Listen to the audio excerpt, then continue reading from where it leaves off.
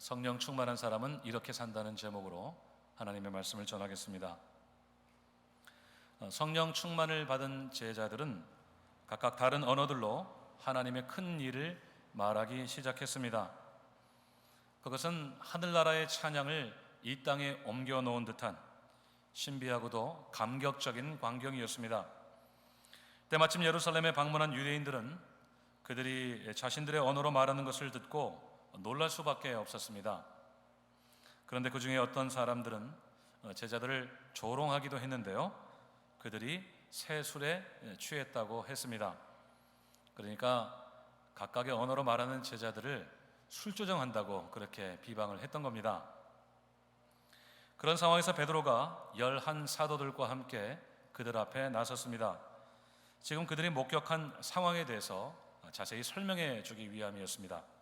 그것이 바로 오늘 본문에 나오는 베드로의 첫 공식적인 설교가 되었습니다. 그 유명한 베드로의 오순절 설교입니다. 우리는 방금 베드로의 설교를 직접 들었습니다.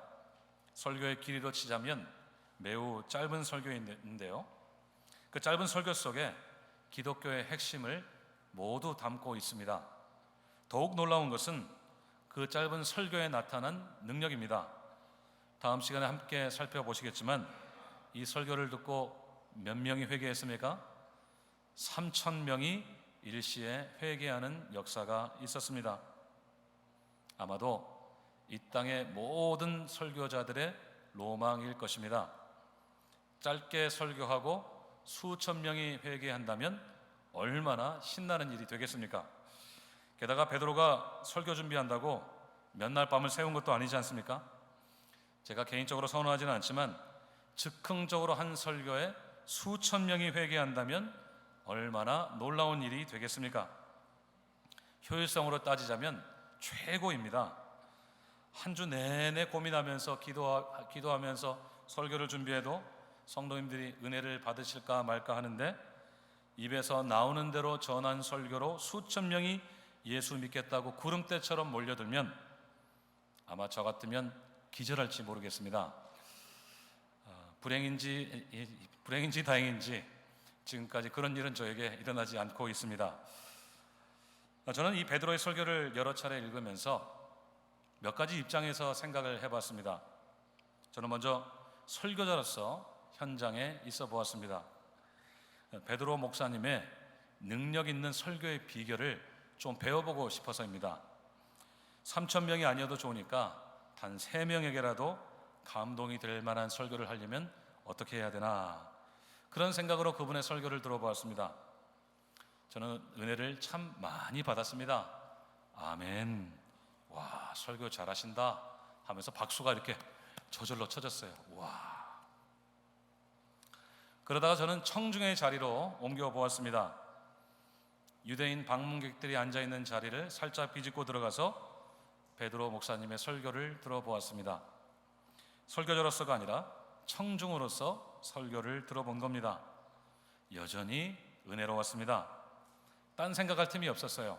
좋을 틈도 없었고 그냥 짧게 설교를 듣나 싶었는데 설교가 끝나버렸습니다. 그런데 은혜가 엄청나게 느껴졌습니다. 그런데 제가 설교를 가만히 들으면서 저는 설교자가 보이기 시작했습니다. 베드로 목사님이 참 성령으로 충만한 분이구나 라고 대번에 느낄 수가 있었습니다. 성령 충만한 사람은 바로 저런 모습이겠구나 싶은 생각이 들었습니다. 오늘 베드로의 오순절 설교를 함께 살펴보시면서 우리에게 있어야 될 성령 충만한 삶은 어떤 것인지 함께 생각해 보도록 하겠습니다. 첫 번째로 성령 충만한 베드로의 마음의 중심에는 하나님의 말씀이 있었습니다. 베드로는 현장의 유대인들에게 이렇게 이야기합니다. 15절 말씀을 함께 읽겠습니다. 15절 시작. 때가 제 취한 것이 아니라. 아멘. 앞에서 그들이 제자들을 향해서 새 술이 취했다고 하지 않았습니까? 하지만 베드로는 아직 3시밖에 되지 않았다고 했습니다. 당시의 이 3시는 오늘날 우리의 시간으로 치면 오전 9시에 해당됩니다. 그러니까 그들이 아침부터 술을 마셨겠는가? 그렇지 않다라고 하는 것이죠. 당시 유대인들은 6월절이나 오순절 같은 절기를 지킬 때면 보통은 오전 10시까지는 금식을 했다고 합니다. 그러니까 그때까지 음식도 안 먹었는데 술을 마시는 사람은 없을 것이라는 이야기입니다. 혹시 빈속에 아침 술을 하는 분이 있을지는 모르겠지만 그럴 일은 없다, 이런 이야기입니다. 그러면 그들이 본 신기한 현상은 어떻게 해석해야 되는가? 베드로의 설명을 들어보도록 하겠습니다. 16절 말씀을 같이 읽읍시다. 시작. 이는 곧 선지자 요엘을 통해서 말씀하신 것이니 일러스되. 아멘. 그들이 목격한 광경이 하나님께서 요엘 선지자를 통해서 예언하신 것이 성취된 사건이라는 뜻입니다. 요엘 선지자가 어떤 예언을 했습니까? 그 예언을 베드로가 그대로 인용하고 있죠. 본문 17절과 18절을 계속해서 읽어보도록 하겠습니다. 시작.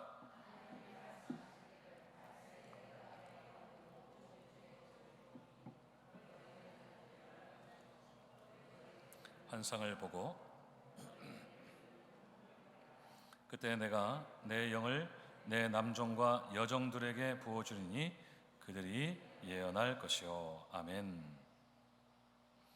요엘의 예언은 장차 하나님께서 말세에 하나님의 영을 모든 육체에 부어주신다는 예언이었습니다.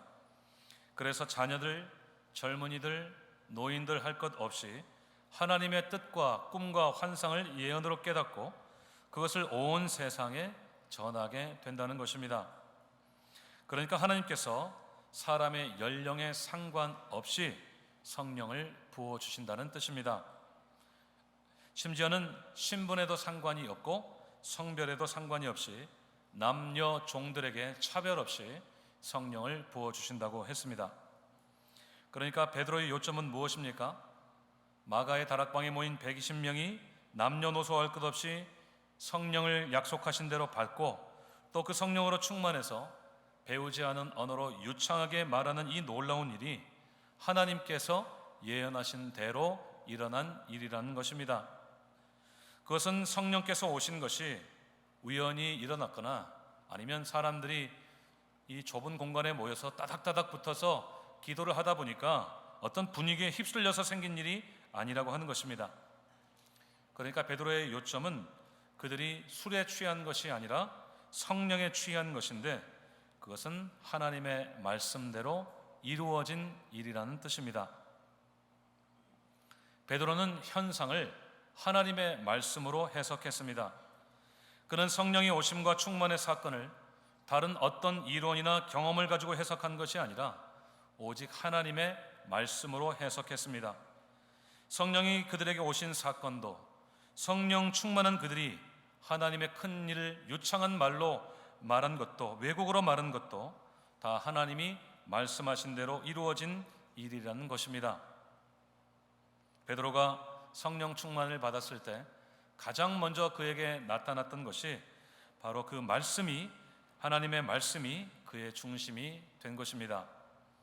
그래서 베드로는 하나님의 말씀으로 당시의 상황을 그들에게 설명해 줄 수 있었던 겁니다. 특별히 베드로의 설교를 듣는 사람들은 구약 성경의 예언들을 매우 익숙하게 알고 있던 사람들이 아닙니까? 그래서 베드로는 그 예언의 말씀으로 성령 충만과 그 모든 현상들을 설명할 수 있었습니다. 계속되는 설교에서 베드로가 예수님의 부활과 승천을 설명하는 방식도 오직 말씀이었습니다. 베드로는 예수님이 십자가에 달려 죽으신 후에 부활하신 사건도 승천하신 예수님이 하나님의 보좌 우편에 앉으신 것도 모두 다윗의 시편을 가지고 설명을 했습니다. 그가 성령이 충만하고 나니까 성령이 오신 것도 예수님의 부활도 승천도 다 하나님의 말씀으로 이루어진 일이구나 라고 깨닫게 되었던 것입니다. 사랑하는 여러분, 성령 충만한 사람은 하나님의 말씀 중심의 삶을 사는 사람들입니다. 말씀 중심의 삶은 자신의 삶의 기준이 하나님의 말씀인 삶을 가리킵니다. 여러분, 하나님의 말씀이 우리의 삶의 중심이 되면 어떤 일이 일어날까요? 가장 먼저는 세상을 보는 눈이 달라집니다. 이 온 세상과 세상에 일어난 일들이 하나님의 말씀으로 해석되어지는 그런 눈이 생기게 됩니다. 물론 이 세상에는 여전히 우리의 이성으로 설명할 수 없는 일들이 많습니다. 하나님의 말씀을 직접적으로 혹은 쉽게 적용하기 어려운 일들도 많습니다. 하지만 우리가 하나님의 말씀을 기준으로 세상을 바라보게 되면 이해가 되기 시작하는 부분들이 있습니다. 과학이나 이론으로 설명되지 않는 부분들이 이해되기 시작합니다. 그리고 이 세상에서 일어난 일들, 특별히 사람 사이에서 일어난 일들이 대부분 성경에 이미 다 나와 있다는 것을 발견하게 됩니다. 문화나 시대적인 배경은 다르지만 성경 당시에나 지금 21세기에나 사람들 사이에 일어나는 일은 크게 다르지 않다는 것을 쉽게 발견할 수 있게 됩니다. 목요일 성경 공부 시간에 한 성도님께서 그런 말씀을 하셨어요. 성경에는 모든 것이 나와 있어요 라고 이야기를 하시는 겁니다. 그리고 성경에 나온 것은 하나도 틀린 것이 없고 다 맞다는 것입니다. 여러분도 아멘이십니까? 저도 아멘 그렇습니다. 그래서 성경은 덮어놓고 믿어야 된다 그렇게 말씀을 하셨어요. 또 한 번 아멘 했습니다. 물론 때때로는 좀 더 많은 질문을 같이 하면서 읽는 것이 믿는 것이 더 유익할 때가 있습니다만, 성경이 절대적인 지식의 기준이라고 확신하는 것은 너무나도 귀하고 중요한 일입니다. 성경을 기준으로 삼으면 세상을 성경의 눈으로 볼 수 있게 되기 때문입니다. 특별히 하나님이 온 세상을 어떻게 만드셨습니까? 말씀으로 만들지 않으셨습니까? 그렇기 때문에 우리가 세상을 이해하려면 하나님의 말씀의 안경을 써야 하는 것입니다. 세상을 보는 눈만 그렇겠습니까? 우리 자신을 보는 눈도 마찬가지입니다. 하나님의 말씀이 우리의 삶의 기준이 되면 우리의 삶 속에 일어나는 모든 일도 성경의 눈으로 해석하게 됩니다. 내 삶에서 일어나는 모든 일들이 우연이 아니라는 것을 발견하게 되고 성경으로 나의 삶을 해석하게 됩니다. 지금 나에게 일어나는 일들이 영적으로 어떤 의미를 가지는지를 성경을 통해 찾는 작업을 하게 된다는 뜻입니다. 그런 마음가짐이라면 성경을 누가 시키지 않아도 저절로 읽게 되겠지요. 목사가 일독합시다, 이독합시다, 선물 드릴게요, 성경 읽습니까? 이렇게 자꾸 푸시하지 않아도 자연스럽게 성경을 읽게 되겠지요. 그렇게 된다면 그 다음은 무엇이 되겠습니까? 하나님의 말씀을 마음으로 깊이 신뢰하게 됩니다. 하나님의 말씀은 하나도 어김없이 이루어진다는 확신을 가지게 됩니다. 하나님의 말씀 속에 담겨있는 나를 향한 선하신 뜻과 계획이 하나도 착오 없이 이루어진다는 확신을 우리는 가지게 됩니다. 하나님의 말씀이 수천 년 전에 지구 저 반대편에 있는 사람들에게나 적용되는 말씀이 아니라 오늘 지금 이 시대를 사는 나에게도 여전히 적용되는 말씀, 살아있고 운동력 있고 활력 있는 말씀인 것을 확신하게 되는 것입니다.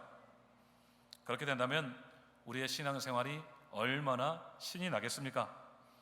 내 삶 속에서 이루어질 하나님의 말씀을 기대하면서 하루하루 살아가는 신앙생활은 결코 지루할 틈이 없을 것입니다. 슬럼프가 쉽게 찾아올 수 없는 그런 꾸준한 신앙생활이 될 것입니다. 말씀의 반석 위에 든든하게 서 있는 견고한 믿음의 집을 짓게 될 것입니다. 그렇게 성령 충만은 우리가 하나님 말씀 중심으로 살아가는 일에 반드시 필요한 일입니다. 우리도 베드로처럼 성령으로 충만해서 하나님의 말씀이 우리의 삶의 모든 기준이 될 수 있기를 간절히 바랍니다. 우리의 삶의 모든 일들이 오직 성경으로 해석되어지고 그 말씀 위에 견고하게 서서 흔들리지 않는 강한 주의 믿음의 사람들이 다 되시기를 주님의 이름으로 축원드립니다. 두 번째로 성령 충만한 사람은 예수님으로 충만한 사람입니다. 오늘 베드로의 설교의 가장 핵심적인 주제를 꼽으라고 한다면 예수 그리스도입니다. 설교의 시작이나 동기는 성령 충만이었는데 본론은 예수 그리스도였던 것입니다. 이것은 성령 충만과 예수님이 결코 별개의 것이 아니라는 것을 말해줍니다. 오늘 읽은 말씀을 얼른 눈으로 한번 다시 보십시오. 예수님에 대한 이야기가 설교의 대부분을 차지하고 있는 것을 발견할 수 있습니다. 오늘 본문 22절 말씀을 함께 읽겠습니다. 시작.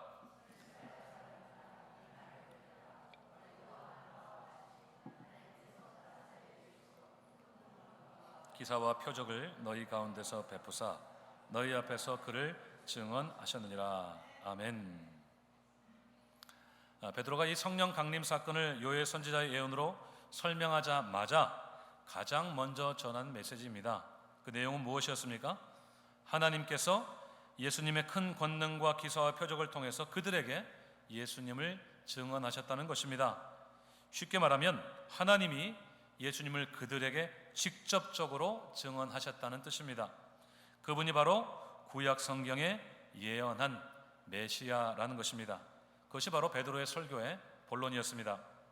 그 본론이 계속되고 있는데요, 23절에서는 예수님의 십자가 죽음에 대해서 이야기하고 23절 이하에서는 예수님의 부활에 대해서 말합니다. 특별히 베드로는 다윗의 시편을 이용해서 예수님이 결코 사망에 매여 있을 수 없었던 이유를 설명합니다. 하나님이 결코 그분을 사망에 버려두지 않으셨다는 것입니다. 결국 다윗은 예수님의 부활을 미리 앞서 내다 보았고 하나님은 그 다윗의 예언대로 예수님을 살리셨다는 것입니다. 그리고 33절 이하에서는 예수님이 승천을 하셔서 영광을 얻으시고 성령을 보내신 일까지도 설명하고 있습니다. 이 짧은 설교에 예수님에 관한 모든 것이 다 들어있지 않습니까? 정말 놀라운 메시지입니다. 예수님의 삶과 사역, 십자가의 죽음, 부활, 승천, 영광, 성령을 보내신 일까지 예수님에 관해서 모든 것을 빠짐없이 설명하고 있습니다. 베드로는 그야말로 예수님 그분을 설교하고 있었던 것입니다. 오늘 베드로의 마음은 온통 예수님으로 가득 차 있습니다. 그의 입에서뿐만 아니라 그의 몸 어디를 눌러보아도 예수님의 이름이 튀어나올 것만 같습니다. 베드로가 전에는 예수님과 함께 동행하면서 그분과 함께 동역을 했다고 한다면 이제는 그 자신이 예수님으로 충만한 사람이 되었습니다. 머리부터 발끝까지 베드로를 가득 채우고 있었던 것은 다른 무엇이 아니라 오직 예수님이었던 것입니다. 베드로가 이렇게 예수님으로 충만해서 그분에 대한 모든 것을 설교하는 이유가 무엇일까요? 베드로는 무엇을 말하고 싶어서 예수님의 죽음부터 부활과 승천까지 그분에 대한 모든 것을 다 다루고 있을까요? 바로 예수님을 통한 구원을 선포하기 위해서입니다. 하나님께서 예수님의 전생애를 통해 완성하신 구원의 놀라운 일입니다. 22절 말씀을 다시 한번 보십시오. 하나님께서 나사렛 예수님을 그들에게 증언하셨다고 하지 않았습니까? 하나님은 예수님이 바로 그들이 기다리는 구원자 메시아, 주와 그리스도가 되신다는 사실을 증거하셨습니다. 이것이 바로 앞서 2장 11절에서 나오는 하나님의 큰 일입니다. 제자들이 성령 충만을 받고 각 나라와 족속들의 언어로 선포한 것은 하나님이 예수님을 통해 이루신 구원의 큰 일입니다. 베드로는 예수님의 전생애를 통해서 마침내 완성된 구원의 놀라운 은총을 설명하기 위해서 예수님에 관한 모든 것을 설교했던 것입니다. 베드로는 성령으로 충만함을 받고 그의 전 존재가 예수님으로 충만하게 채워졌기 때문에 그분과 그분으로 인한 구원을 설교하지 않을 수가 없었던 것입니다. 여러분, 우리가 성령으로 충만해져야 되는 이유는 매우 분명합니다. 예수님으로 충만한 삶을 살기 위해서입니다.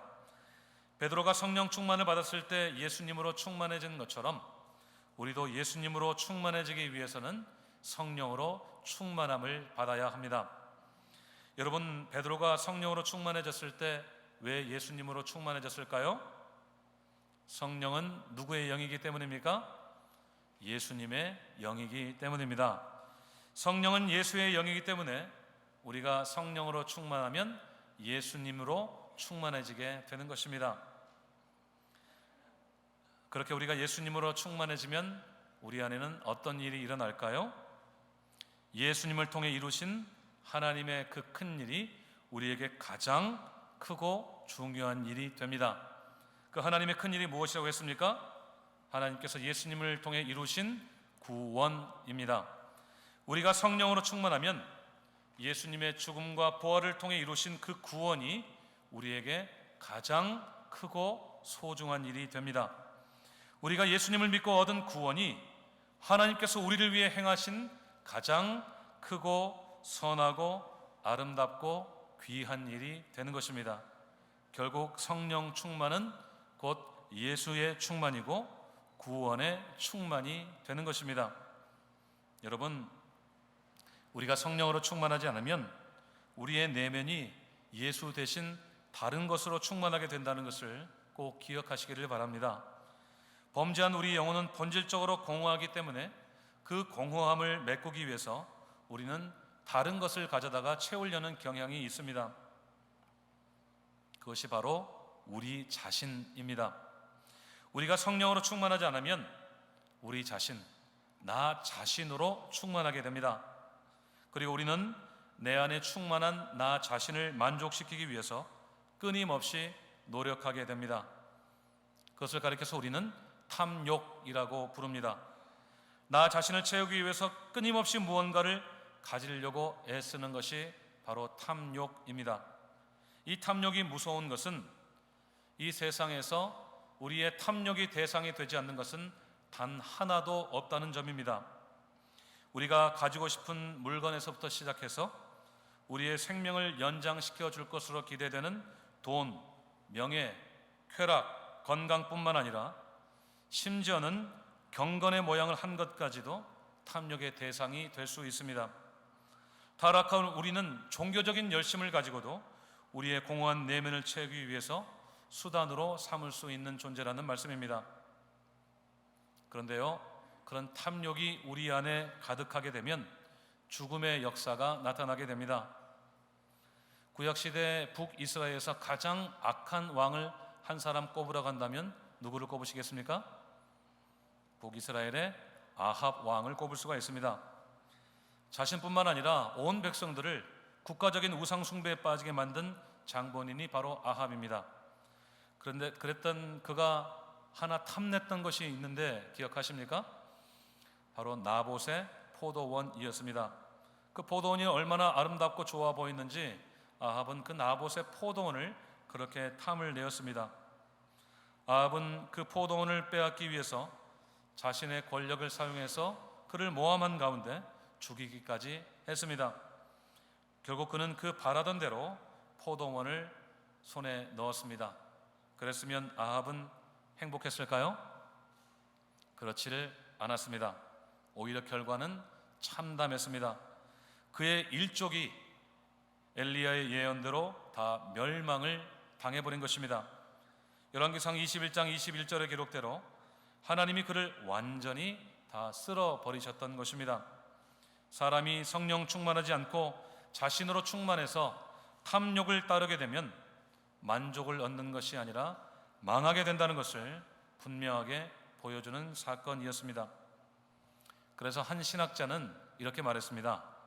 사람은 성령 충만 없이는 실패한다. 우리가 현재 성령으로 충만하지 않다면 우리는 실패한 인생을 살고 있을 수 있다는 말입니다. 성령 충만을 평생 연구한 박영돈 교수님은 인간이 타고난 특성상 무언가에 사로잡혀 살기 쉬운 존재라는 것을 강조하면서 이렇게 말했습니다. 한번 들어보십시오. 인간은 하나님께 사로잡히고 도취되어 살지 않으면 하나님 대신 자신을 매료시킬 대상에게 집착하게 된다. 인간은 성령으로 충만하지 않으면 육적인 것에 탐닉하게 된다. 우리는 성령의 술에 중독되지 않으면 세상 술에 중독된다. 우리가 성령으로 충만하지 않으면 나 자신에게 집착하게 되고 그것이 우리의 인생을 실패로 이끈다는 것입니다.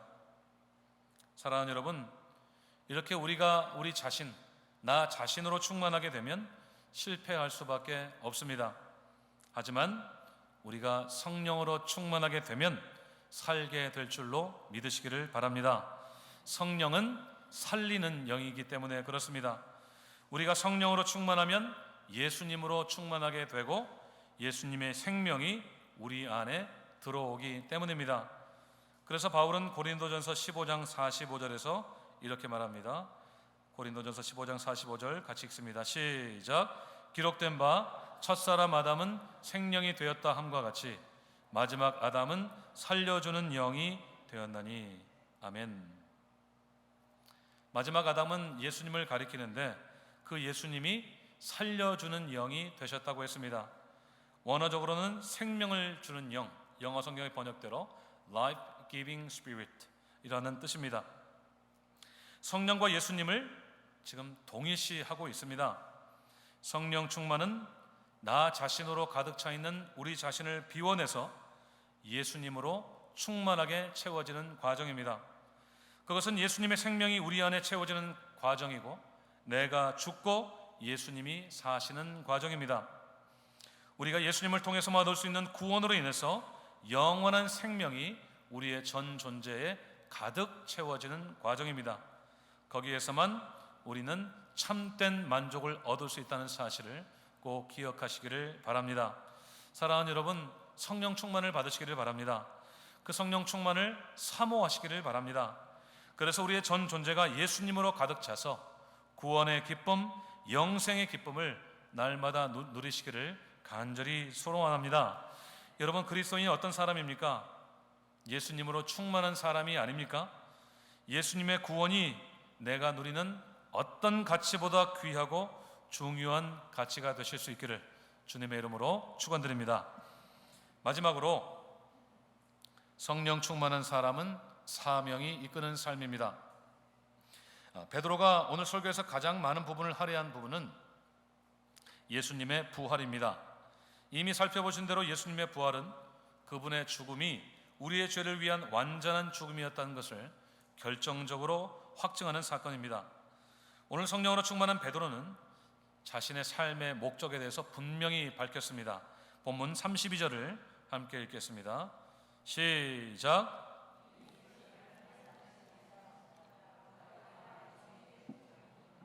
아멘. 무덤에서 부활하신 예수님을 직접적으로 목격한 사람으로서 베드로는 다른 사도들과 함께 자신의 삶의 목적을 분명하게 말하고 있습니다. 바로 예수님의 부활의 증인입니다. 성령으로 충만한 베드로는 자신이 무엇을 위해 살아야 되는지 분명하게 깨달았습니다. 베드로는 이미 마띠아를 새로운 사도로 세우는 과정에서도 부활의 증인으로서의 그들의 사명을 강조했고 성령 충만을 받은 이후에는 더더욱 그 사명을 강조했습니다. 그리고 베드로는 자신의 생명이 다하기까지 증인으로서의 자신의 사명을 감당했습니다. 성령 충만은 베드로의 삶의 방향을 결정하게 된 중요한 결정적인 계기였습니다. 진리의 영이셔서 모든 참된 것을 가르쳐 주시는 성령께서 인생의 참된 가치가 무엇인지를 베드로에게 가르쳐 주셨기 때문입니다. 그리고 베드로는 그 가치를 위해서 자신의 목숨을 조금도 아끼지 않았습니다. 사랑하는 여러분, 성령 충만은 우리의 삶의 목적이 무엇인가를 분명히 깨닫게 해주는 비결인 것을 기억하시기를 바랍니다. 내가 왜 사는지 모르겠다 싶으신 분은 성령 충만부터 받으시기를 바랍니다. 분명한 삶의 목적과 방향을 찾고 싶으시다면 꼭 성령 충만을 받으시기를 바랍니다. 나의 남은 생애를 의미 있는 일에 온전히 헌신하고 싶으시다면 성령 충만을 받으시기를 바랍니다. 진리의 영이신 성령께서 반드시 우리에게 가르쳐 주실 줄로 믿습니다. 우리의 삶의 목적, 방향, 이유, 가치 모든 것을 가르쳐 주실 줄로 믿습니다. 이민 생활 뒤도 안 돌아보고 열심히 지금까지 살아왔는데 허무하다고 느껴지실 때, 날마다 똑같은 이민 생활의 일상이 쳇바퀴 도는 것처럼 반복된다 싶을 때, 이제는 좀 제대로 된 삶을 살고 싶다고 느낄 때, 하나님의 영광을 위해서 이제는 좀 더 구체적이고 실제적으로 살고 싶다고 느끼실 때, 그때 성령 충만을 받으시기를 바랍니다. 우리 안에 거하시는 성령님께서 우리에게 밝은 빛을 비춰주셔서 우리가 갈 길을 환하게 보여주실 줄로 믿습니다. 꿈과 비전을 주실 줄로 믿습니다. 필요한 은사도 우리에게 주실 줄로 믿습니다. 오늘 말씀을 맺으면서 이런 도전을 하나 드리고 싶습니다. 여러분, 이래도 성령 충만을 받고 싶으십니까? 성령으로 충만하면 하나님의 말씀이 하나님의 말씀만 내 삶의 기준으로 삼고 살아야 되는데 괜찮으시겠습니까? 또 성령으로 충만하면 예수님이 내 삶의 중심이 되셔서 나는 완전히 죽고 내가 은밀히 즐기던 것도 다 끊고 예수님이 내 안에 충만해지실 텐데 정말 괜찮으시겠습니까? 또 성령으로 충만하면 우리는 평생 예수님의 증인으로 살아야 되는데 그래도 괜찮으시겠습니까? 이 모든 질문에 그렇다고 아멘으로 답하신다면 꼭 성령 충만을 받으시기를 바랍니다. 성령 충만 위에 또 충만을 받으시기를 바랍니다. 하나님의 영이시요 예수의 영이신 성령께서 우리에게 구원의 기쁨을 주실 줄로 믿습니다. 예수님을 위해서 살고 싶은 마음을 우리에게 주실 줄로 믿습니다. 날마다 성경을 읽고 싶은 마음을 주실 줄로 믿습니다. 우리 모두가 성령으로 충만함을 받고 말씀 중심, 예수님 중심, 사명 중심의 삶을 살아가는 우리 모두가 되시기를 주님의 이름으로 축원드립니다. 기도하시겠습니다.